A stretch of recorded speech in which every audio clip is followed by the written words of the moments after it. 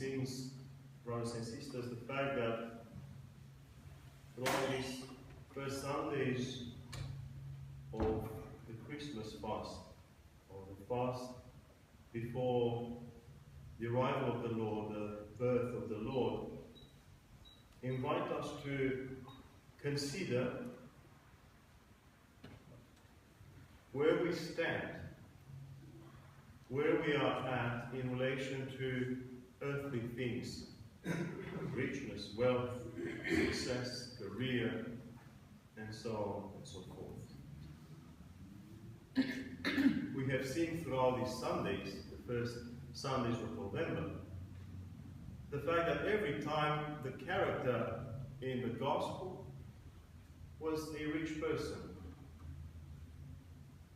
Usually these rich persons that came to talk to Jesus were not honest in their quest, in their questions. As the Gospel of today says, they have come to test the Lord. Even the one that came today to inquire about life eternal, says the Gospel, he was there, birajon, testing the Lord. So they were not necessarily honest in their quest, in their questions. They all inquired about how to inherit the kingdom, how to inherit life eternal, what are the greatest commandments in the law, and so on and so forth, as though they wanted to achieve something more, to progress in their spiritual life. I don't know to what extent these people that came to test the Lord learned wisdom from Him. You know how things are in life. When one is stubborn and arrogant, one doesn't want to learn from others. One that is stubborn and arrogant will always try to catch the other in fault, to find something faulty in the other's life, in the other's words, in the other's teaching, and so on and so forth. Same here, it seems. These men that came to the Lord and have heard the Gospel, he inquired about life eternal, how to inherit life eternal.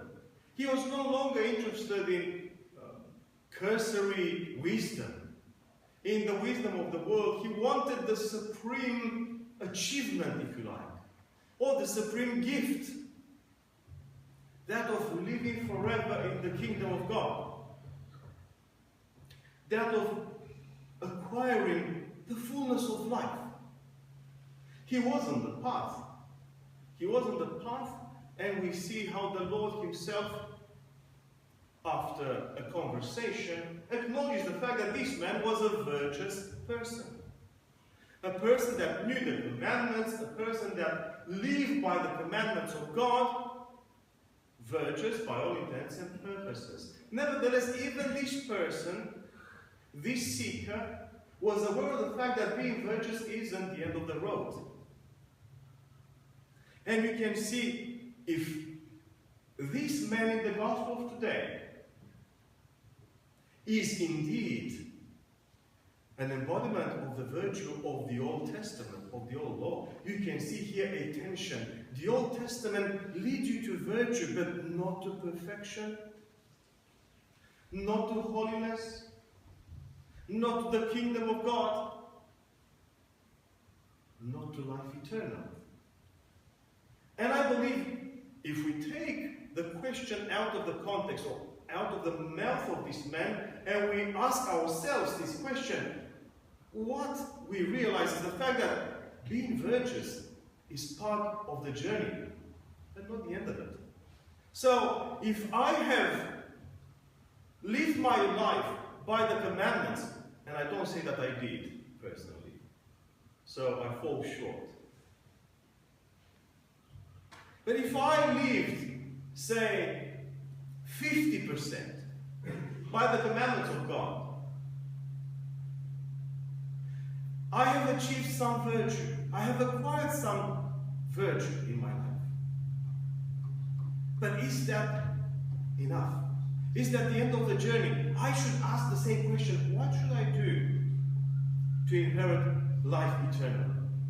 What should I do? And the Lord gave him a solution. Because the man knew that being virtuous is not sufficient. It's not enough. The Lord gave him a solution. Well, let's pinpoint your problem. What was the problem of this man? He was very rich. The gospel says it. He was very rich. And so the Lord challenged him to see, is this man ready to walk in the footsteps of the Lord and so inherit life eternal? And he challenged him immensely. Sell everything that you have, give it to the poor, and so follow in my footsteps. Come after me. Follow me. The man wasn't ready. This person wasn't ready because he was too much associated or attached to his own riches, his own wealth. The wealth was for him a burden. Is richness, however, a burden in principle? I don't think so. We have seen in the history of the church many saints that were rich people. Saints that were rich people.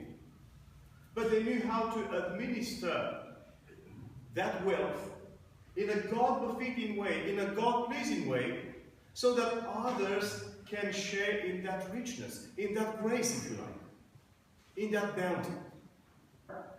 Same is the problem, or was the problem that was illustrated by the parable of last Sunday. Another rich man had so much abundance. The crop was so abundant that year that he had to build bigger barns to put there all his crops. But he didn't think for a second that he could have shared that crop, that bounty, that grace with others.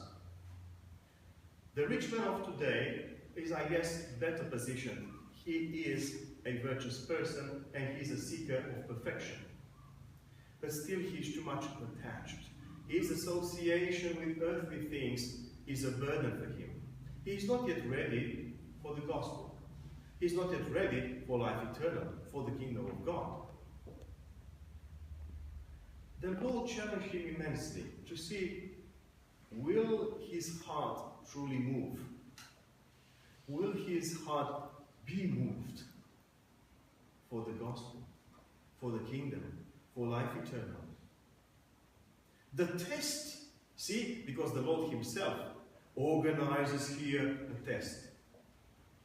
The man came to test him, but the man is now tested. The Lord doesn't want him actually to be poor, a beggar or something. The Lord simply wants to tell him true virtue is to become a human being. True virtue is to become a compassionate person. To be able to make others feel human beings in your presence.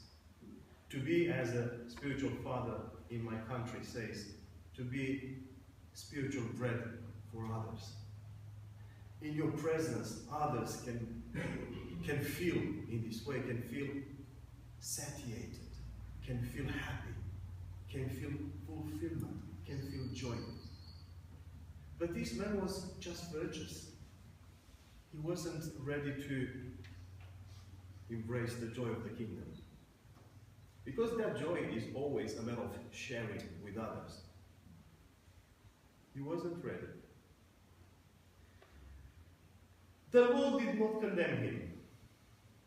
The Lord just said to the others, but in his presence, in the presence of this seeker, how difficult it will be for people that are very wealthy to get into the kingdom. Because they don't know what's that to share. They don't know what's that to enjoy your richness, your wealth, together with others. In other words, what the test was for this seeker of life eternal on the path of the Lord, it was a test of, communion or fellowship. Individualism, selfishness versus communion, fellowship. And the men failed the test. The other reading that we have listened to from the Acts of the Apostle, from the letter of St. Paul to the Ephesians, teaches us the same wisdom. God has prepared for us, or set for us, a map, if you like, a map of a journey. The journey leads to life eternal and the glory of the kingdom and be in the presence of God, and so on and so forth. How do we get there, says St. Paul? Well, through the grace of God, through faith, in other words, through faithfulness to God and the gospel of the Lord, and also good deeds. What are these good deeds? Although we cannot boast in becoming virtuous, we are supposed to embrace good deeds. What are the good deeds? And why doesn't the apostle say there, aretes, virtues? Why he says good deeds? It is because true virtue, I repeat, means sharing. True virtue means to become compassionate, loving. Good deeds are practical examples, embodiments of one's virtue. So this is, I guess, a very interesting lesson that is offered us. On the one hand, we have maybe a genuine quest of that man that was a rich man but still concerned with life eternal. Maybe that was a genuine concern. Let's give him that. But we have the test that the Lord puts in place for him. Is he individualist and selfish, or is he ready for the kingdom? In other words, is he able to share what he has with others? He fails. That kind of virtue is dry, not fulfilling. It doesn't bring joy. Virtue, nonetheless, but it's dry, not fruitful. St. Paul in the letter teaches us what a true virtue is. How can we get there that our virtue becomes fruitful? And he says, grace, faith, and good deeds. The lesson, I believe, my sisters and brothers, is clear. Irrespective of how well or not we walk the path.